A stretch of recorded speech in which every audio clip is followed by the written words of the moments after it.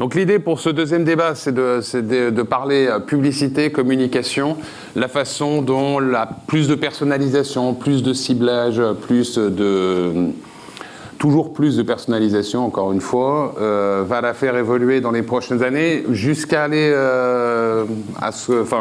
jusqu'à atteindre ce qu'on vient de voir dans ce petit extrait de film. Je ne sais pas, je ne sais pas si on se le souhaite.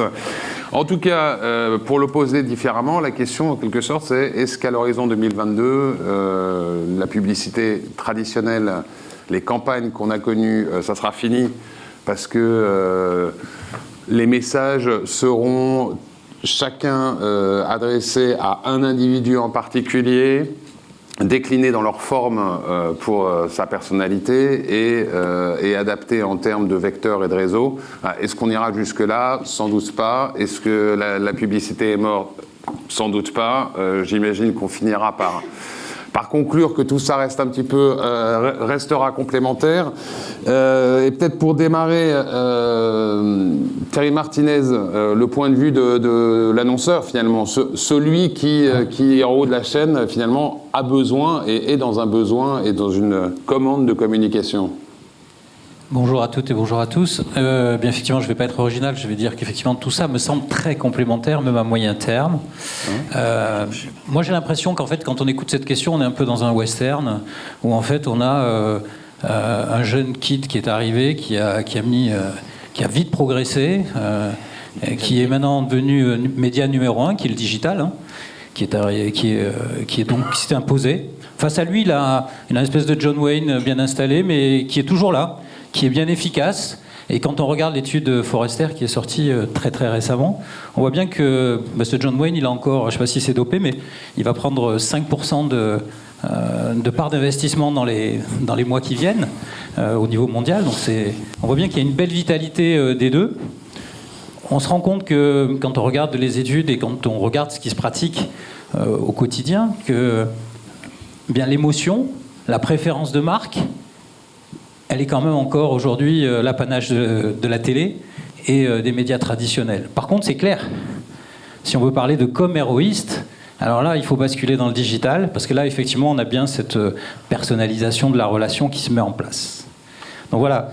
En plus, on a vu une campagne aussi politique là, qui vient de se passer, qui montre bien que si on veut toucher le cœur des Français au plus loin, et pas qu'à Paris, il faut bien la télé encore, on a besoin de la télé encore pour toucher. Après, avec le digital, on va aller affiner, on va parler à sa famille, on va parler à ses proches, et on va intensifier la relation. Mais comment on combine les deux, y compris comment on garantit la cohérence entre le message généraliste, celui qui est porté par les grands médias traditionnels, entre guillemets, par John Wayne, et les adressages, entre guillemets, plus personnalisés, plus ciblés, qu'on va distribuer à travers le digital aujourd'hui? Comment est-ce qu'on constitue à travers ça un ensemble vertueux?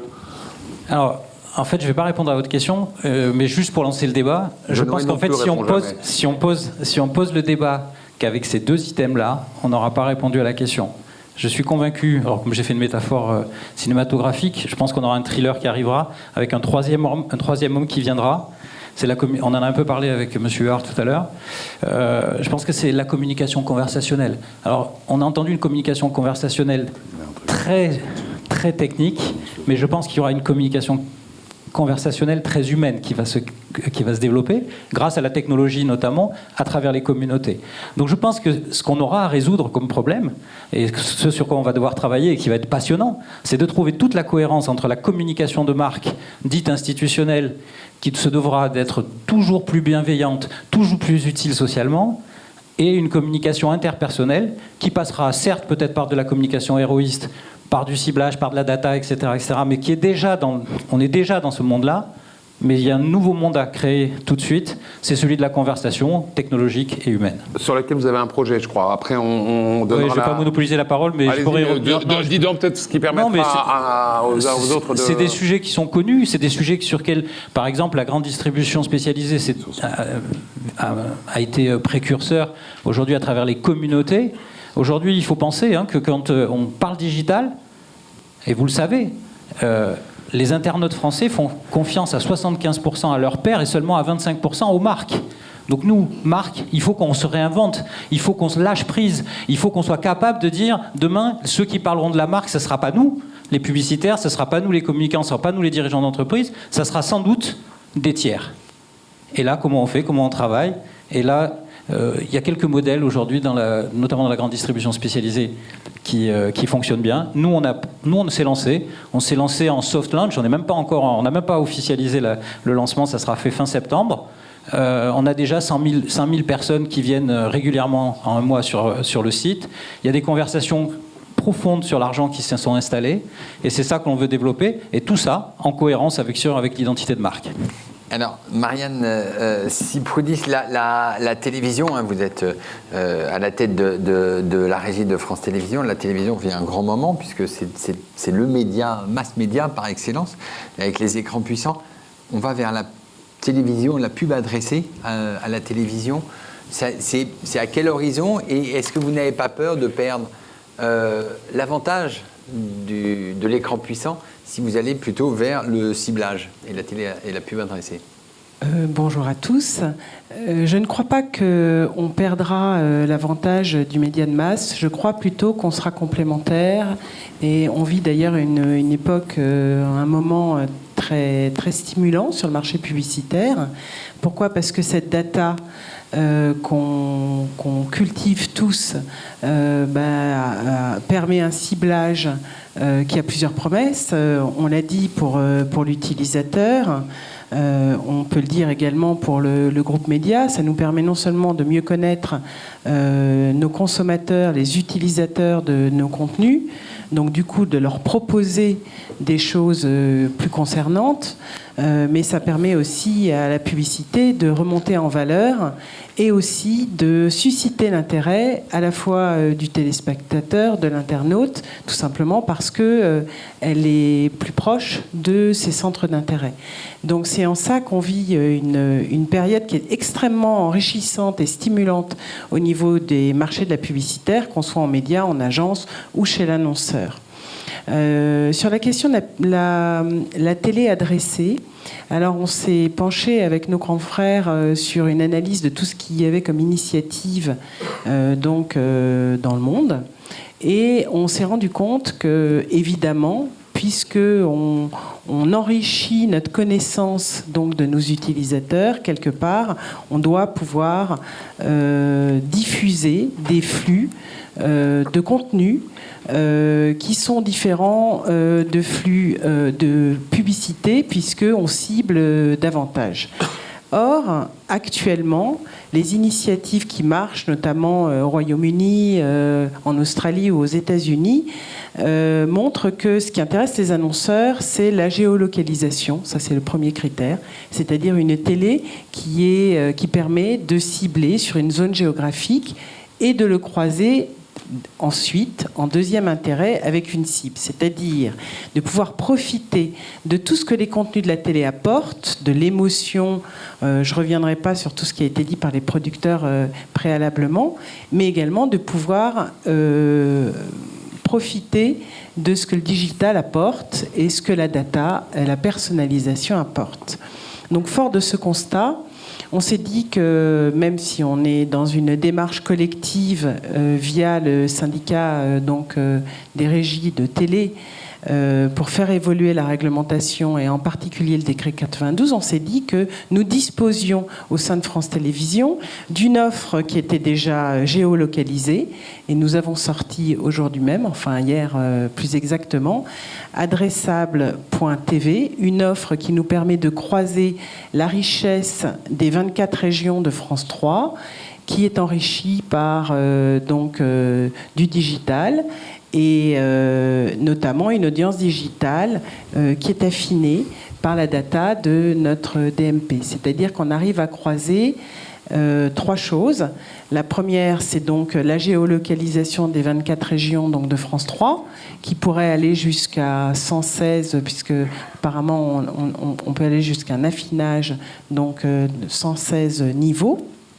Et puis une audience digitale croisée très riche, puisqu'on la cumule sur zone, et enfin un affinage donc avec la data, c'est-à-dire un bénéfice pour une marque, pour un annonceur, de pouvoir choisir d'avoir des créations différentes en fonction des zones de la France, en fonction de ses cibles, voire même enrichi d'une publicité, ce qu'on appelle le RTA, avec la météo, c'est-à-dire de pouvoir personnaliser son message publicitaire, donc en fonction de la météo, du matin au soir, du milieu de semaine jusqu'au week-end. Donc c'est ce qu'apporte en fait cette connaissance de la data, de pouvoir enrichir nos contenus publicitaires et des possibilités beaucoup plus larges qu'elles n'existaient hier, donc pour les annonceurs. Alors ça, on voit, c'est une très bonne évolution. La pub adressable se fait via les box et où les smartphones, c'est-à-dire vous passez sur les réseaux des opérateurs. Les opérateurs, on l'a vu SFR, a une volonté de se développer dans la publicité.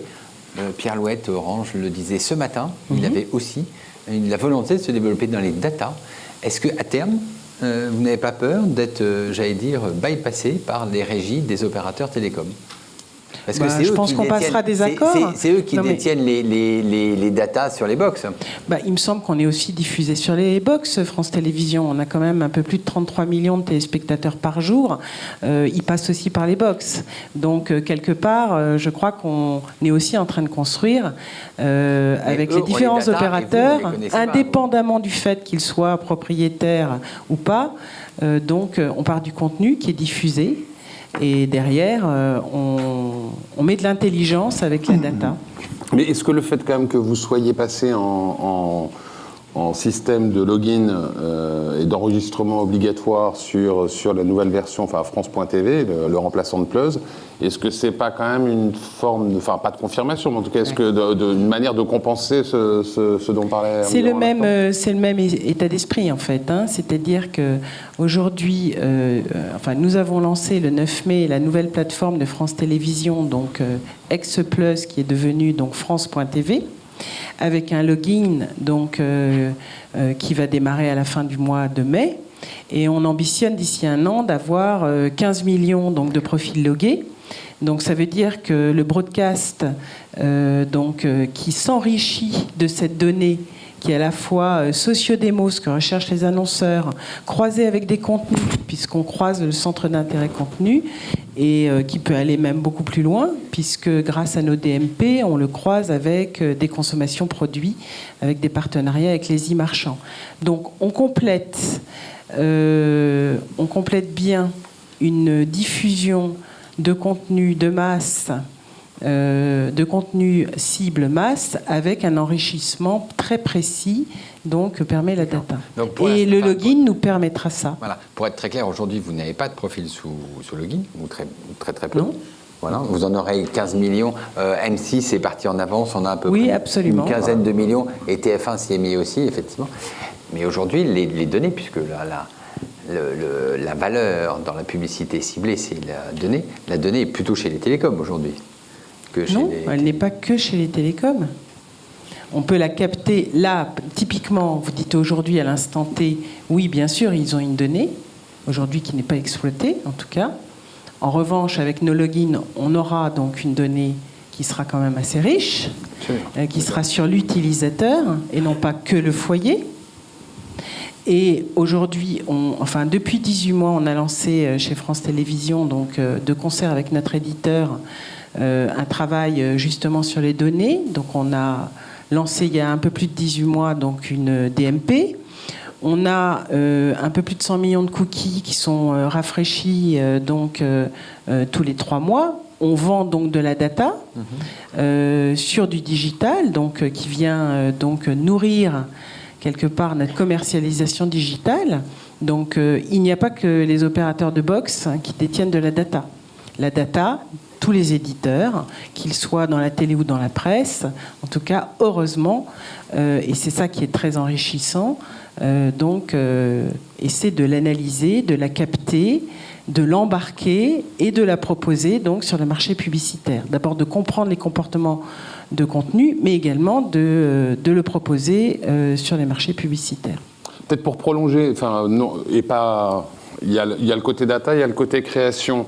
Et tu évoquais, Marianne, le fait que dans adreasable.tv, il y aura la possibilité de personnaliser la création. Donc j'ai envie de demander à Olivier Vigneault, puisque lui vient d'une agence BETC, et que donc la responsabilité de l'agence, c'est de créer de la campagne.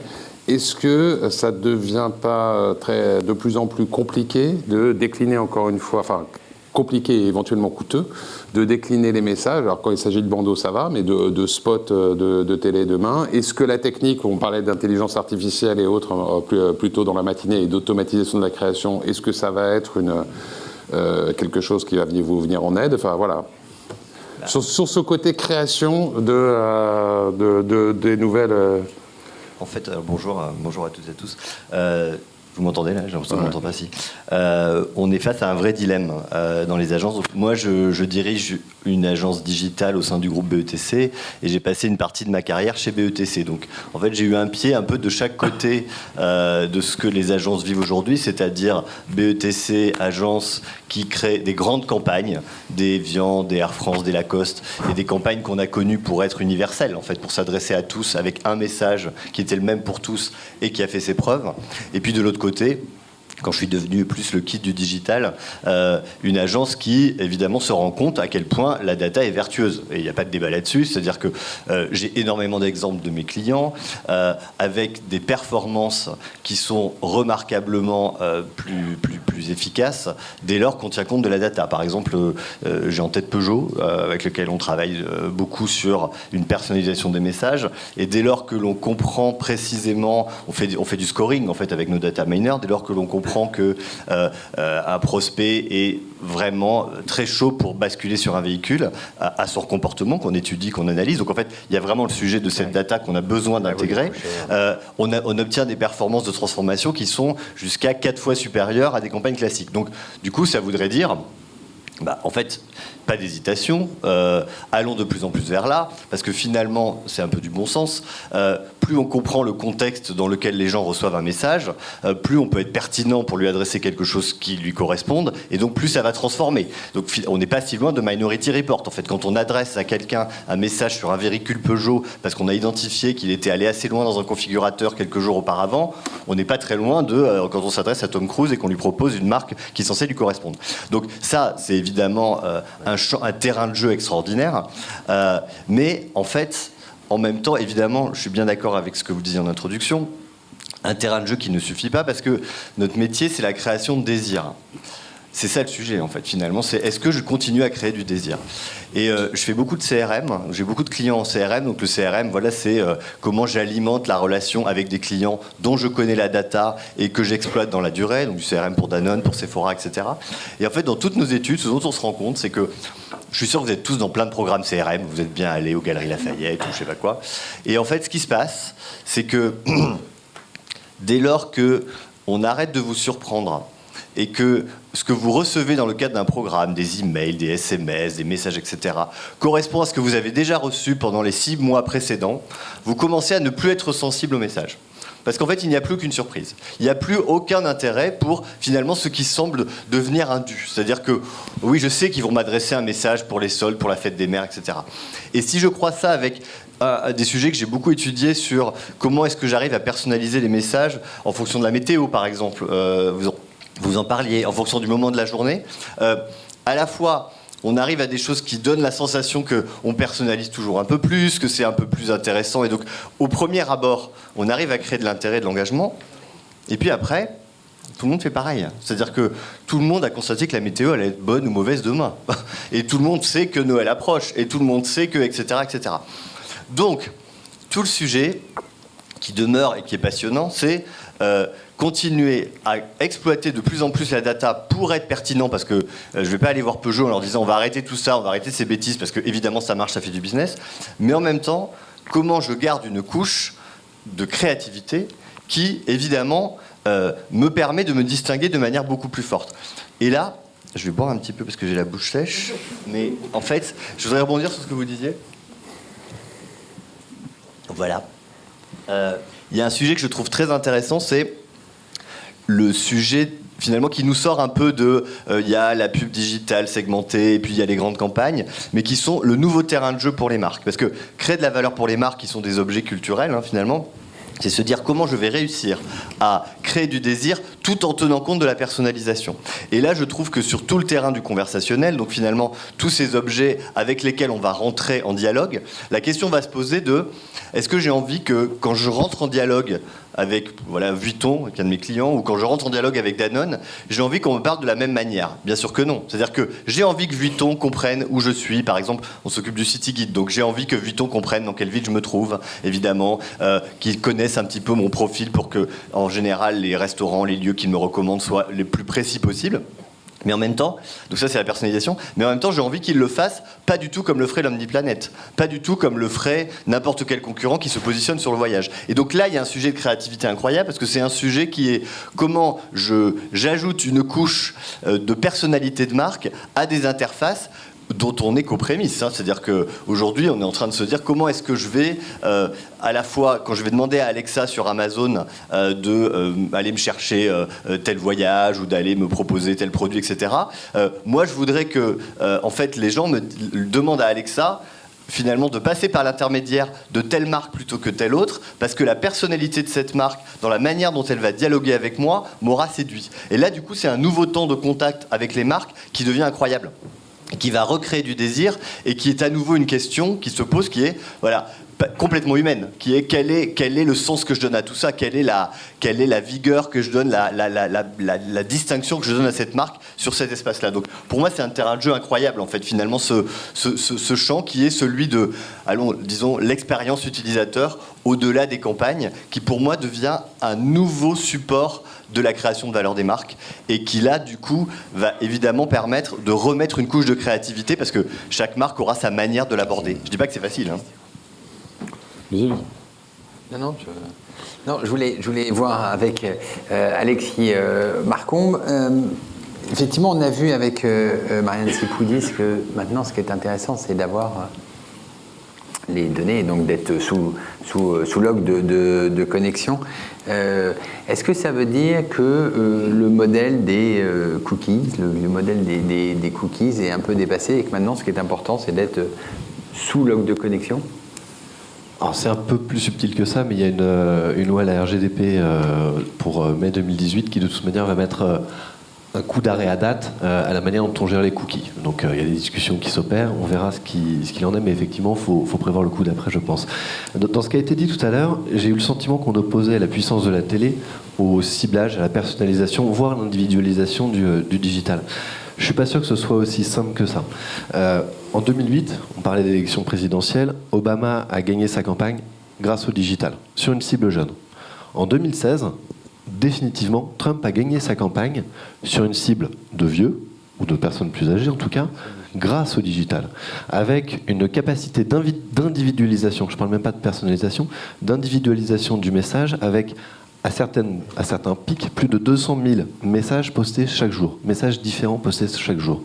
Donc en fait, aujourd'hui, quand on parle de puissance, compte tenu du nombre de personnes qui sont connectées, on ne peut pas considérer le digital uniquement comme un média héroïste et d'adressage via le ciblage. Aujourd'hui, c'est un média de masse. Il y a énormément de personnes qui se connectent tous les jours. Il y a quasiment 30 millions de personnes qui se connectent chaque jour sur Internet. Donc aujourd'hui, Internet est un média de masse, au même titre que la télévision. Après, il ne s'agit pas forcément d'aller les opposer. C'est pas, je pense que c'est probablement les meilleurs médias en termes de complément. Pour autant, après, quand on parle de data, de personnalisation, de ciblage, au-delà même du log, il y a un prérequis qui est la puissance et le nombre de contacts qu'on va être capable d'exposer tous les jours. Parce qu'en fait, la data, un algorithme, si vous lui montrez, un tigre à un enfant, une fois que vous allez lui montrer 4 fois le tigre, l'enfant, il sait que c'est un tigre. Un ordinateur, un outil, il a besoin qu'on lui montre 1 million de fois l'image du tigre avant de le savoir. La data, c'est la même chose. Avant d'être capable de tirer des sous-jacents, avant d'être capable de tirer des enseignements, donc tout simplement, avant d'être capable d'exploiter la data, le prérequis, c'est celui de la puissance et du volume. Et donc, il n'y a que quelques acteurs aujourd'hui sur le marché qui sont capables de traiter la donnée. Il y en a très très très peu sur le marché français. Après se pose la question effectivement de la qualité de cette donnée. Donc non seulement il faut être très puissant, mais il faut avoir une récurrence de points de contact très importante pour commencer à pouvoir jouer. Quand on parle de personnes loguées, aujourd'hui effectivement, heureusement, il n'y a pas que Google, Facebook et les opérateurs télécoms qui ont de la donnée loguée. Nous aujourd'hui on a, parce que quand on parle de données loguées, en fait, on parle à quelque chose près de données CRM. Nous, aujourd'hui, on a 24 millions de profils en CRM sur lesquels on a une personne qui est loguée et on a un email et un cookie. Donc on va être capable après d'aller jouer au même niveau, voire peut-être même à des niveaux supérieurs par rapport à ce qui peut se faire chez les opérateurs télécoms. Mais tout ça, ça se fait parce qu'on est un groupe qui est très puissant et très diversifié. Donc on a des activités e-commerce, on a des réseaux sociaux d'entreprises comme Viadeo, on a des réseaux sociaux d'anciens élèves avec Copains d'avant. Ça amuse tout le monde, mais dans les faits, c'est une donnée loguée ultra précise, ultra pointue. Et après, on a toute la navigation qui se fait. Donc après, quand on va parler de l'exploitation de la donnée, de l'individualisation du message, ce qui est différent de la personnalisation, parce que finalement, vous prenez un client comme Peugeot, une 206, dans les faits, ou 207, pardon maintenant, 208 peut-être même, une 208, 3008, une 3008. Non mais la 208 est intéressante. Une 208, à quelque chose près, il y a 5 cibles types. Il y a le primo accédant à une voiture qui a la chance d'avoir papa et maman qui ont de l'argent. Il y a le couple qui vient de se marier, qui veut s'acheter une petite voiture. Il y a la mère de famille qui veut une deuxième voiture. Il y a la mère qui divorce, qui a besoin d'une voiture. Il y a les quadras qui ont une résidence secondaire et qui veulent une petite voiture systématiquement sur place. Et après, il y a le couple de retraités qui n'a pas forcément besoin de son ancienne grosse voiture, donc qui veut un plus petit modèle. Si vous leur parlez tous de la même manière, vous ratez définitivement quelque chose.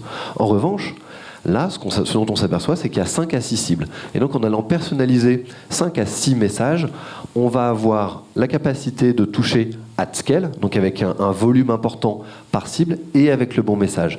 Et si on est un petit peu malin, on va après jouer sur les différents leviers. Peut-être qu'on va parler en native aux plus jeunes qui vont être un peu réfractaires à la publicité. Peut-être qu'on enverra un email aux plus vieux parce que ça va les rassurer, etc., etc. La personnalisation, elle va dans l'activation et dans le message. Après, on peut aller jusqu'à l'individualisation. Quand on a énormément de données, quand on a une capacité technologique très forte pour être capable de travailler en temps réel, parce qu'en fait la data, si elle n'est pas travaillée en temps réel, ça ne sert à rien, et aujourd'hui il n'y a aucune DMP marché par exemple qui permet d'être temps réel. C'est-à-dire temps réel, c'est la milliseconde. C'est-à-dire que j'identifie un comportement, je suis capable d'agir sur l'impression suivante de manière à adresser le bon message à cette personne. C'est particulièrement important quand on est sur des campagnes héroïstes là pour le coup. Mais tout le monde n'est pas forcément héroïste et aujourd'hui on peut travailler de l'image sur le digital. Donc c'est vraiment important de faire la différence entre tout ce qui existe, tout ce qu'il est possible de faire et surtout de bien se poser la question en amont, et c'est souvent finalement là où, de ce qu'on voit nous, c'est là où de temps en temps ça fait défaut, c'est de bien se poser la question en amont de ce qu'on veut faire. Et à partir de là, à quelque chose près, il y a quelques acteurs qui peuvent vous aider à trouver les bonnes solutions. Alors, deux questions peut-être. Enfin, d'abord, je crois absolument à la richesse des bases de données du Figaro, mais vous avez empilé Copains d'avant, CCM Benchmark, le Figaro, et vous avez oublié d'ailleurs Viadeo, que vous pourrez ajouter bientôt. On est quand même dans des contextes qui me paraissent d'utilisation très différents, dans des types d'utilisation encore une fois très différents, etc. Mais ça c'est une chose. La deuxième, c'est est-ce que la data à la fin, c'est pas un peu juste l'acte de foi, quoi. C'est le pari de Pascal. On est dans une chose extraordinairement complexe, etc. Et Marianne, un peu plus tôt, disait finalement aux États-Unis, quand on regarde, ce qui corrèle, c'est la géologue, c'est la météo, c'est des choses, je dirais, objectives et comportementales assez basiques, assez simples, mais manifestement qui sont des ressorts de conso. Peut-être Thierry Martinez et Olivier voudront réagir aussi, mais d'abord je vous laisse... Alors, c'est un point qui est effectivement important. J'ai évoqué quelques points, c'était par rapport à la donnée loguée, en fait, hein, sur les deux sites que j'ai évoqués. Aujourd'hui, on a 13 sites, et on a surtout la chance d'avoir notamment au Figaro, et Enguerrand en est un digne représentant, quand même 500 journalistes. 500 journalistes, et ça c'est un point qui est absolument capital, ça produit énormément de contenu tous les jours. Sur l'ensemble du groupe Figaro CCN Benchmark, on produit quasiment autant de contenu écrit que l'ensemble du reste de la toile française. Et tout ce contenu produit, c'est-à-dire que vous voulez savoir ce qui se passe dans les médias, on va avoir tout ce qu'il faut. Vous voulez savoir comment sont constituées les tuiles de la fusée SpaceX qui lui permet de se poser à la verticale, on va avoir l'information. Et tout ça, en fait, ça demande énormément de travail technologique. On a 60 personnes qui travaillent sur de la tech pour réconcilier toutes ces datas. Parce que c'est énormément de datas différentes. Et la question qui se pose à ce moment-là, c'est celle de créer un identifiant unique pour exploiter toute la richesse de toutes ces différentes datas. Thierry ?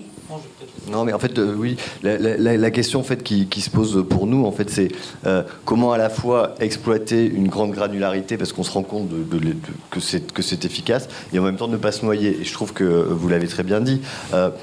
Il y a toujours un moment où le bon sens doit l'emporter. C'est-à-dire que, à la fin, effectivement, on peut se dire qu'il y a 3000 scénarios différents pour parler d'un véhicule. En réalité, il n'y en a pas tant que ça. Et après, oui, effectivement, techniquement, on arrive quand même à délivrer des messages qui sont très différents parce qu'en fait, je peux personnaliser la couleur du véhicule, je peux personnaliser le niveau de finition, etc. Donc, finalement, techniquement, ça finit par faire énormément de messages différents. En réalité, ils ne sont pas si différents. En réalité, il y a quelques scénarios créatifs, 4 ou 5, et puis après c'est du détail. Si je peux me permettre, Olivier, d'ailleurs, il me semble que tout à l'heure que vous avez un peu glissé sur le sujet qui était le sujet du coût de l'adaptation de la création dans un monde qui est de plus en plus vidéo, donc dans lequel la publicité est de plus en plus de la vidéo. Encore une fois, adapter un bandeau, c'est il s'adapte tout seul, d'ailleurs, c'est fait de manière automatique. Avoir des spots, enfin des créas différentes en vidéo.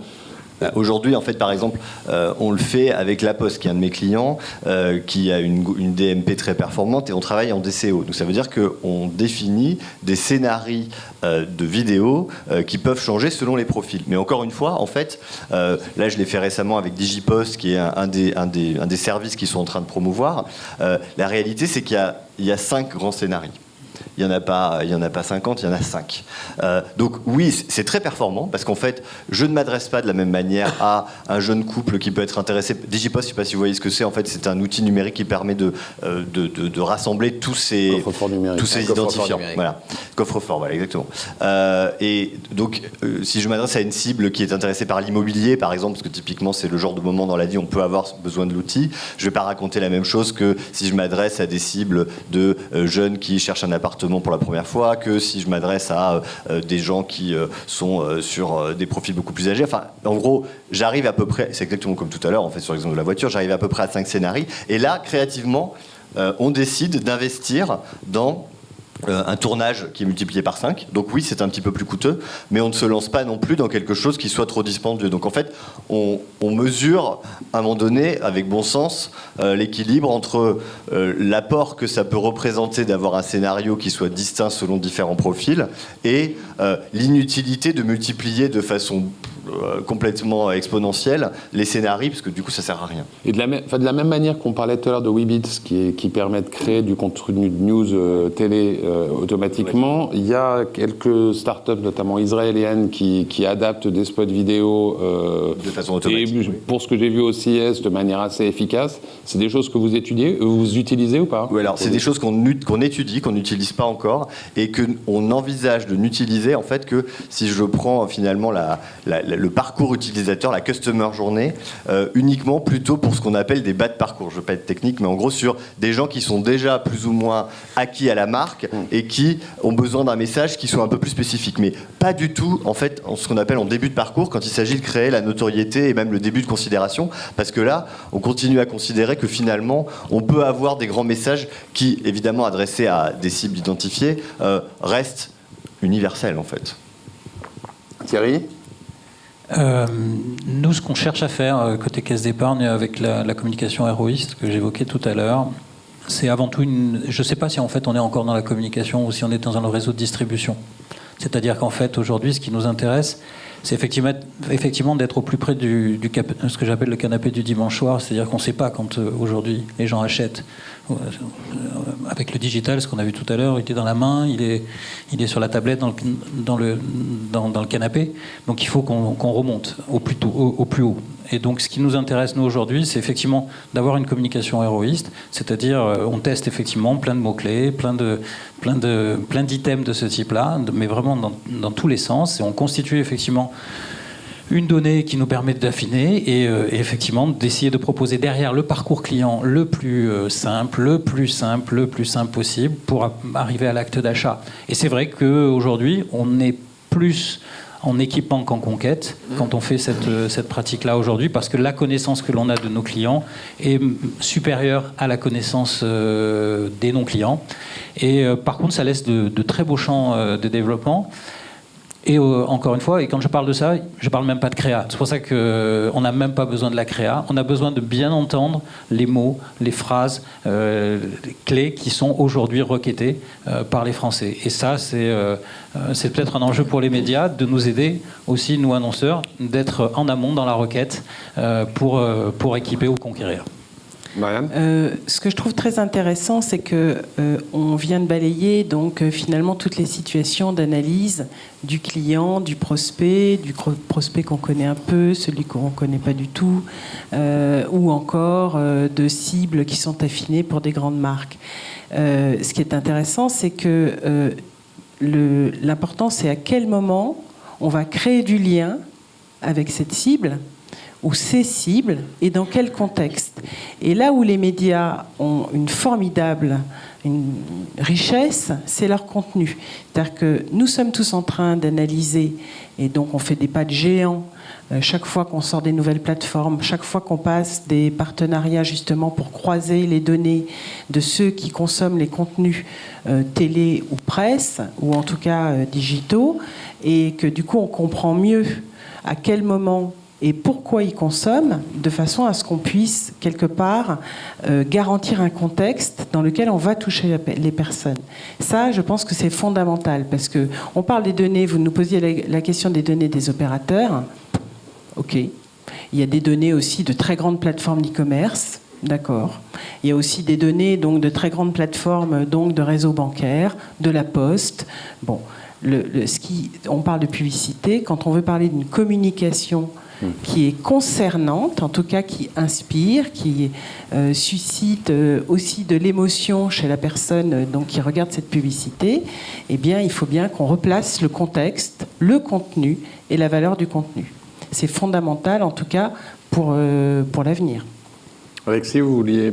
Oui, il y a un point effectivement qu'on n'a pas évoqué, et je souscris totalement à ce qui vient d'être dit, c'est la valeur d'insight de la data. C'est-à-dire qu'aujourd'hui, on est capable justement d'aider les clients, et ça fait le lien un petit peu avec ce que vous disiez sur le fait de vous aider à comprendre quand est-ce qu'ils achètent, qui ils sont et quels sont leurs ressorts, et ça fait le lien avec ce que vous disiez tout à l'heure sur le CRM. Parce qu'en fait, le problème aujourd'hui d'une marque, c'est qu'elle connaît ses clients.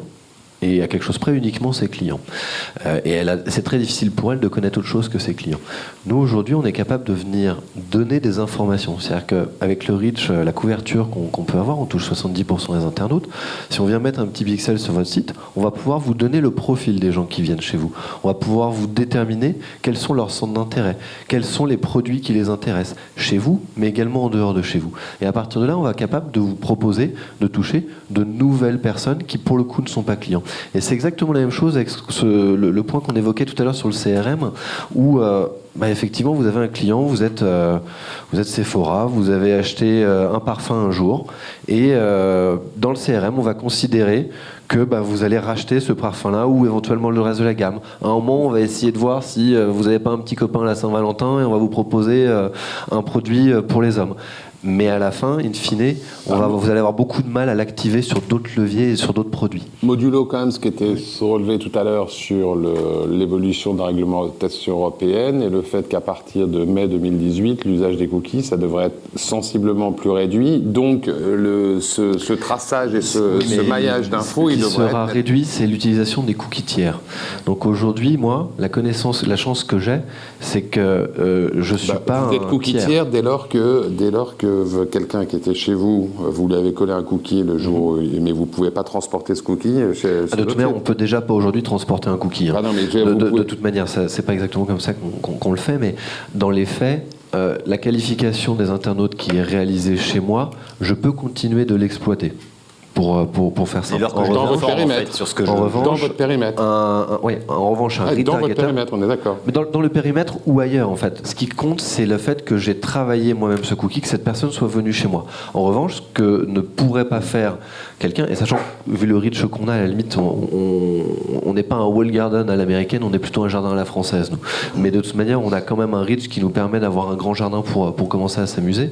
En revanche, un acteur qui utiliserait des cookies, par exemple, pour faire du retargeting, pourrait être très clairement soumis et très frappé par cette législation. 4% de son chiffre d'affaires. Par exemple. Donc c'est voilà, des trading desks qui utilisent de la donnée venue de part et d'autre pourraient avoir des problèmes. On est moins exposé en tant que média à cette loi finalement. Olivier ? Non, ce que je voulais juste dire, c'est que, en fait, si on prend l'exemple de Sephora, l'intérêt, c'est aussi, pour toutes les grandes entreprises, de cultiver leur propre data. C'est-à-dire que, parce que cette data sera exploitable, la data qui correspond aux achats, la data qui correspond aux comportements qui ont été mesurés dans le propre contexte de l'annonceur, et qui, là, va être une arme très très importante, parce que c'est ça qui va permettre de réellement aller un petit peu plus loin que ok, on a déjà acheté un parfum, je vais proposer le même. Ils sont déjà beaucoup plus avancés que ça, parce qu'il y a des patterns qui leur permettent de vraiment comprendre la probabilité en fait d'aller explorer d'autres choses. Après, voilà, la seule question c'est ça, c'est sûr qu'il faut le faire, il n'y a pas de doute en fait. C'est évident qu'il faut investir et ne pas tout déléguer à Google, Facebook, etc. En revanche, la question c'est comment est-ce que je l'exploite en me renouvelant suffisamment pour que finalement ça ne soit pas assez vite la filter bubble de Eli Pariser, parce qu'en fait c'est finalement ce à quoi on arrive assez vite. Comment vous êtes organisé dans le groupe BPCE et peut-être spécifiquement à la Caisse d'épargne sur la gestion de vos datas? Est-ce que c'est quelque chose qui est délégué? Je crois qu'Avas le gère pour le compte de Citroën, c'est ça, non? Enfin bref, donc vous concernant? Je ne pourrais pas trop rentrer dans les détails sur ce sujet-là, désolé. De toute manière, ce que je vais vous dire, c'est que déjà la data, elle appartient à chaque caisse d'épargne en région. Elle en est propriétaire et que c'est un des éléments qui nous amène à beaucoup de réflexions, c'est qu'on veut garantir aussi la data vis-à-vis des clients et qu'on ne veut pas en faire commerce à ce jour. Et donc ça va dans le sens de la conversation qui vient d'avoir lieu en disant que la data, elle est d'abord pour la caisse d'épargne et elle appartient à ces maisons mères que sont les caisses d'épargne.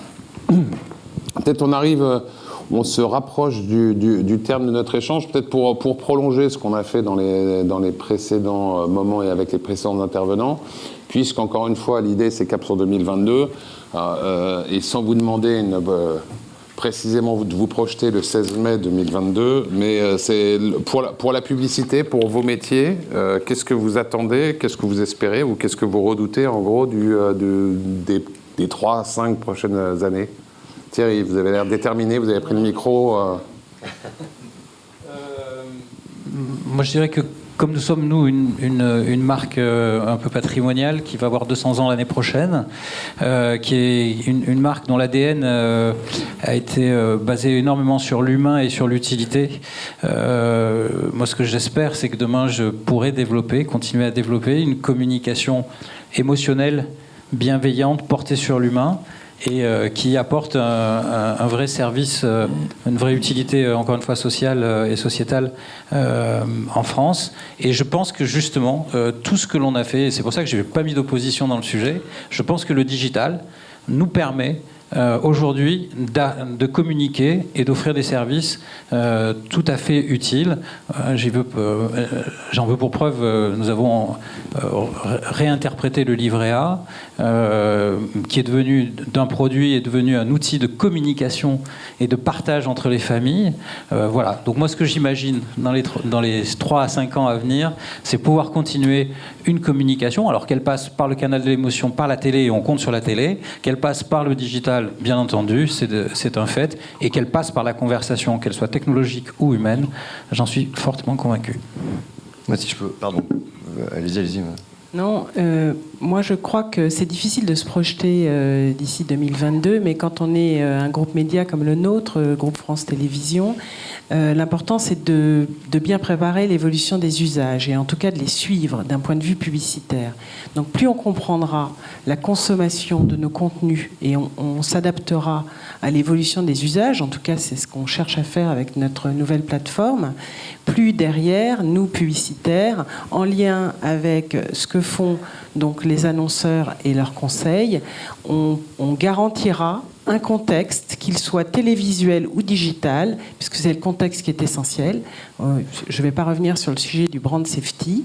Donc, grâce à, bien sûr, la télé, mais également enrichi de tout ce que le digital nous apporte, y compris la data. Donc, je ne crois pas qu'il faille les opposer. Le marché des médias évolue très vite, le marché de la publicité aussi. Donc, quelque part, se préparer et être en train d'évoluer avec les usages, en tout cas, c'est notre conviction. C'est ce qui est le plus important pour nous. Non, ce que je voulais dire, c'est que, en fait, nous, on a besoin de la data et on a besoin en fait d'un cadre qui permette de continuer à l'exploiter, évidemment, puisque c'est ça qui va continuer à enrichir la relation qu'on peut créer entre les marques et les gens. Mais on a besoin aussi d'un cadre qui fasse que les gens soient conscients et une lisibilité de l'information qu'ils partagent et qui est donc finalement un contexte qui les rassure. Parce que le pire serait en fait qu'on se retrouve de plus en plus dans une défiance vis-à-vis de ce qui est déjà le cas aujourd'hui en fait, vis-à-vis de la façon dont sont utilisées les données personnelles, qui à la fin ne peut pas créer de la valeur. Parce que en fait, la meilleure manière de continuer à exploiter les choses sereinement et de manière juste, c'est de donner aux gens les clés de la compréhension. J'ai assisté il y a quelques mois, enfin il y a quelques semaines, à une conférence à South by Southwest à Austin, et qui se concluait par je vais framer un peu une citation de Charles Eames, ça n'a rien à voir, mais qui disait en fait « Never delegate understanding ». Et j'ai trouvé que c'était assez inspirant, parce qu'en fait il disait finalement il ne faut pas que les gens se retrouvent dépassés, c'est déjà un peu le cas, et donc moi ce que j'attends en fait c'est de créer des cadres pour donner le plus de lisibilité, le plus de compréhension aux citoyens de ce qui est utilisé, parce que c'est la meilleure garantie qu'on pourra continuer à faire quelque chose d'intelligent avec la compréhension de leur contexte. Ils ne sont pas opposés à tout, simplement juste la moindre des choses en fait c'est d'aider à comprendre. Voilà. Oui, je suis entièrement d'accord. Vraiment.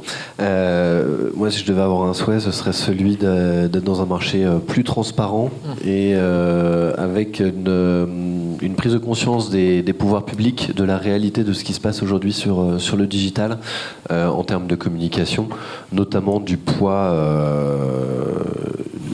un peu important, dirons-nous, de nos amis GAFA, qui par ailleurs ne sont pas forcément soumis aux mêmes règles que les nôtres. Voilà.